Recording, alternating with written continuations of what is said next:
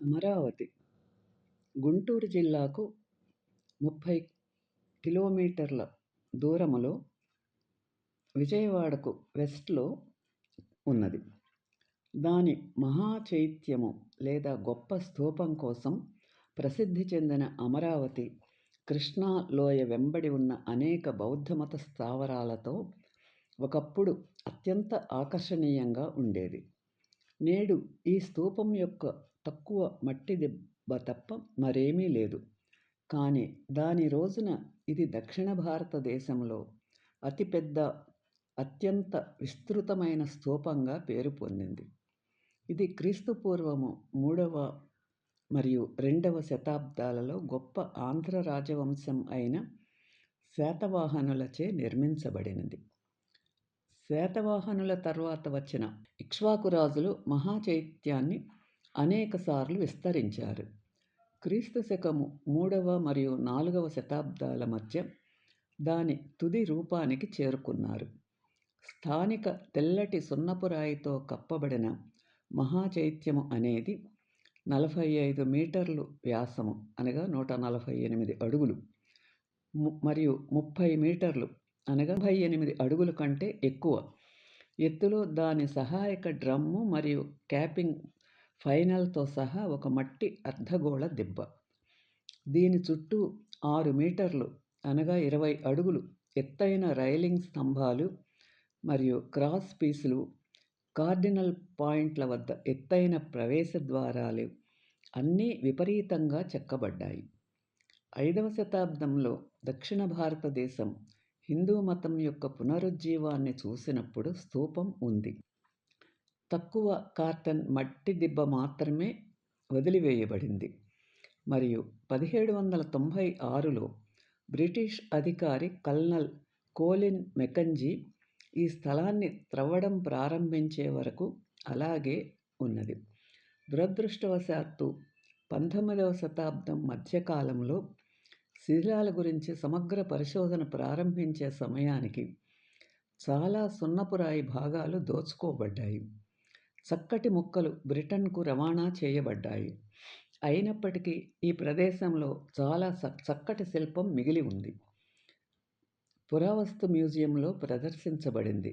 మహాచైత్యం పక్కన బోధి వృక్షం లేదా పాదముద్రలు వంటి చిహ్నాల ద్వారా బుద్ధునిని సూచించే సాంచీలోని స్తూపం వలె కాకుండా అమరావతి శిల్పాలు అతన్ని మానవ రూపంలో చూపుతాయి. మ్యూజియం యొక్క ప్రదర్శనలో 2 మీటర్లు అనగా 7 అడుగుల కంటే ఎక్కువ ఎత్తులో ఉన్న పెద్ద స్టాండింగ్ బుద్ధ చిత్రాలు ఉన్నాయి. వీటి సహజ భంగిమలు మరియు సొగసైన ఫ్లూటెడ్ వస్త్రాలు చివరి రోమన్ శాస్త్రీయ కళ యొక్క ప్రభావాన్ని సూచిస్తున్నాయి. 2వ గ్యాలరీలో చెప్పుకోదగిన జీవిత పరిమాణ ఉత్సవ ఎద్దు ఉంది. సెరిమోనియల్ బుల్లు అమరావతి మ్యూజియంలో 1980లో కనుగొనబడిన శకలాల నుండి పునర్నిర్మించబడింది. బుద్ధుని జీవితంలోని దృశ్యాలతో అలంకరించబడిన స్తూపం యొక్క రైలింగ్లోని కొంత భాగాన్ని ప్రాంగణంలో పునర్నిర్మించారు. ఇతర ప్రదర్శనలలో అసలు స్మారక చిహ్నం మరియు బోధి వృక్షం యొక్క అద్భుత శిల్పాలు ఉన్నాయి. దీని క్రింద బుద్ధుడు ధ్యానం చేసినట్లు చెబుతారు. ఆర్కియాలజికల్ మ్యూజియము వారానికి 2 సార్లు అదనపు ఛార్జీలతో తెరిచి ఉంటుంది. పరిసరాలు మ్యూజియంకు ఉత్తరాన కృష్ణానదికి ఎదురుగా అమరేశ్వర ఆలయం ఉంది. 10వ మరియు 11వ శతాబ్దాలలో నిర్మించబడిన దీనిని 18వ శతాబ్దంలో ఒక స్థానిక అధిపతి పునర్నిర్మించారు. దీని విగ్రహం బయటి హాలులో ఉంది. అభయారణ్యం, బహిరంగ స్తంభాల హాలు, గోడలతో కూడిన కాంపౌండ్లో ఉన్నాయి. మెట్ల ద్వారా చేరుకున్న నేలమాళిగలో స్తూపం యొక్క అవశేషాలు దాగి ఉన్నాయని నమ్ముతారు. అభయారణ్యంలోని స్తంభాకార లింగం సూచించబడింది. ఇది బహుశా స్తూప గోపురంలో భాగమై ఉండవచ్చు.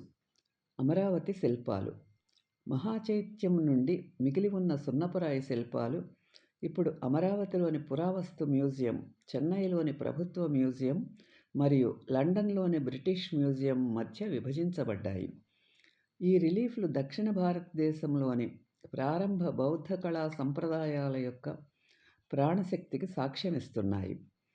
పోస్ట్లు మరియు రైలింగులు, అలంకరించబడిన తామర పతకాలు, మరుగుజ్జులు మోసుకెళ్లే దండలు మరియు జాతక కథలు, సమూహాలు, గుర్రపు స్వారీ చేసేవారు, సభికుల యొక్క స్పష్టమైన దృశ్యాలతో చిత్రీకరించబడ్డాయి. తామరలతో నిండిన కుండలు, డ్రమ్ల చుట్టూ సర్పాలను చుట్టి ఉన్న మోడల్ స్తూపాలు మరియు గొడుగులాంటి ఫినియల్స్ పైన ఎగిరే ఖగోళ లైమ్స్టోన్ కార్విన్లతో డ్రమ్ ప్యానెళ్లు అలంకరించబడి ఉంటాయి. ఈ వీడియో మీకు నచ్చితే లైక్ చేసి, షేర్ చేసి, సబ్స్క్రైబ్ చేయండి.